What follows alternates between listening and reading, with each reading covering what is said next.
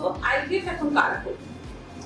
IVF হচ্ছে mainly যদি হাজবেন্ডের ফার্স্ট হচ্ছে যদি এজোস্পার্মিয়া থাকে, আরেকটা হচ্ছে যদি সিভিয়ার অলিগোস্পার্মিয়া থাকে, মানে আপনার আইওয়াই করতেও কিন্তু স্পার্ম কাউন্ট অ্যাটলিস্ট 10 মিলিয়ন হওয়া লাগবে।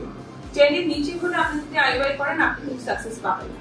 ঠিক আছে, অনেক জন্য আমরা দেখা যায় সিমেন টেস্ট করেছি 1 or 2 মিলিয়ন এরকম স্পার্ম আছে, সেই ক্ষেত্রে কিন্তু আপনার আইভিএফ এ যেতে হবে।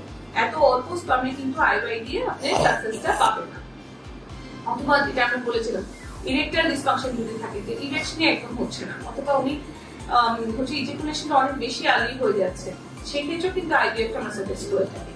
প্লাস ওয়াইফের ক্ষেত্রে যদি হচ্ছে ডিমান্ড পরিমাণটা কম থাকে, চকলেট সিস্ট থাকে, আর হচ্ছে ডিমান্ডও সবই ঠিক আছে, কিন্তু আপনার ওভারি পজিশনটা ভালো না, এন্ডোমেট্রিওসিসের কারণে ওভারি দুটো পিছনে জয়ের পিছনে গিয়ে লেগে আছে, এরেকশন আছে, ওরিয়েন্টেশনটা ঠিক নেই, তাহলেও কিন্তু আপনার আইভিএফ লাগবে।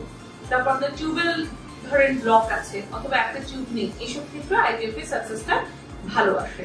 তারপর ইউট্রাসে যদি অনেক বেশি অ্যাডিনোমাইসিস থাকে, ইউট্রাসে হচ্ছে আপনার ব্লিডিংটা অনেক বেশি হয়, ব্যথাটা অনেক বেশি হয়, এইসব ক্ষেত্রে আপনার আইভিএফটা ভালো কাজ করে।